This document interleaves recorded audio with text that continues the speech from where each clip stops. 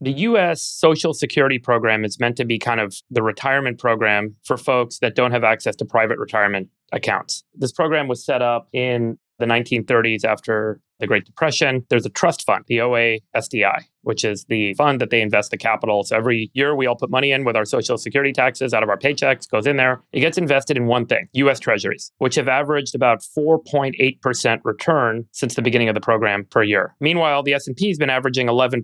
So here's the math. If in 1971, which was the year that we went off the gold standard in the United States, if we invested the Social Security Trust Fund in the S&P, the balance of the Social Security Trust Fund today would be $15 trillion. That would be roughly 1/3 of the value of the total S&P 500, which would be jointly owned by all Americans. Now, here's what's up. The middle-class people who had access to private retirement accounts benefited by buying the S&P 500, and the wealthy were able to access it. So all of the equity value that accrued from American enterprise and the prosperity of the American system accrued to the people that had access to the private accounts. Meanwhile, the people that only had access to the public accounts got stuck owning treasuries. Today, the Social Security Trust Fund has $2.7 trillion balance, and based on the outflows and inflows, it's going to go bankrupt in 2032. So I did the math. If you assume that the S&P 500 continues to grow at 10.5% a year, on average, we could put about $500 billion in the trust fund today, and it will not go bankrupt again. And it will continue to grow every year. And then all Americans have participation in American enterprise. And importantly, this becomes the world's largest sovereign wealth fund ever.